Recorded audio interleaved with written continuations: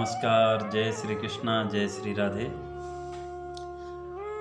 आइए आज हम अपमान के बारे में जानेंगे कि जब कोई व्यक्ति हमारा बार बार अपमान करे तो ऐसी परिस्थिति में हमें क्या करना चाहिए।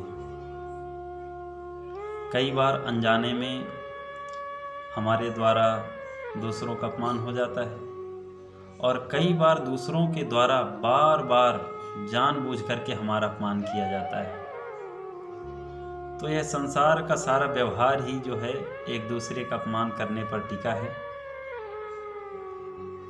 व्यक्ति जब हमारा अपमान करता है तो यदि हम उससे बलवान होते हैं तो हम क्या करते हैं, उससे लड़ाई और झगड़ा कर लेते हैं। और यदि हम उससे बलवान नहीं है, अगला व्यक्ति हमसे बलवान है, तो हम क्या करते हैं, उस अपमान को चुपचाप सहन कर लेते हैं। क्यों?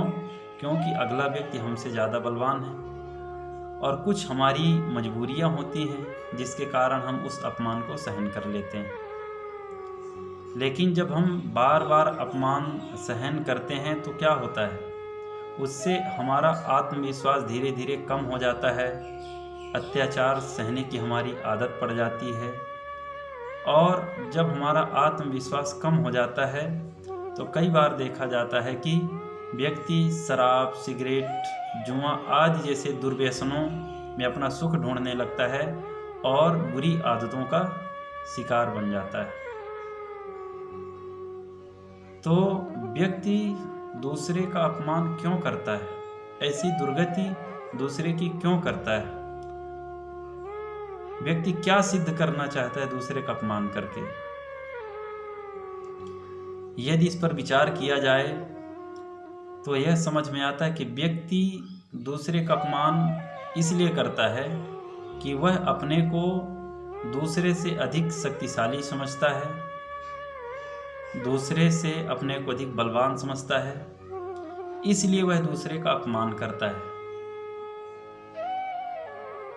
क्योंकि उसके मन में भय है, शंका है, उसमें आत्मविश्वास की कुछ कमी है कि कहीं अगला व्यक्ति हमसे ज़्यादा शक्तिशाली तो नहीं है, इसलिए वह बार बार दूसरे का अपमान करता है। जिस प्रकार से रावण था तो वह मर्यादा पुरुषोत्तम श्री राम का बार बार अपमान करता था, बार बार उन्हें वनवासी कह करके पुकारता था और उनकी सेना को बानर और भालुओं की सेना कह करके पुकारता था। वह हमारा क्या कर सकते हैं, क्योंकि कहीं ना कहीं उसको अपने शक्तियों पर उतना भरोसा नहीं था, आत्मविश्वास की कमी थी, इसीलिए वह दूसरों को डरा रहा था, धमका रहा था कि लोग उसे कमज़ोर ना समझें, उसे बलवान और शक्तिशाली समझें। तो जब कोई व्यक्ति हमारा अपमान करे तो ऐसी परिस्थिति में हमें ना तो उससे लड़ाई करना चाहिए, ना तो झगड़ा करना चाहिए। हमें अपने मन को शांत रखना चाहिए और मन में यह विचार करना चाहिए कि जो व्यक्ति हमारा अपमान कर रहा है उसमें आत्मविश्वास की कमी है, कहीं न कहीं उसे भय है, इसलिए वह हमारा बार बार अपमान कर रहा है। तो ऐसी परिस्थिति में अपने मन को शांत रखें, मन को प्रसन्न रखें, ना अपने मन में क्रोध ही करें और अपने मन को प्रसन्न करते हुए अपने कार्य को करते रहें। तो आज के लिए इतना ही। जय श्री कृष्णा, जय श्री राधे।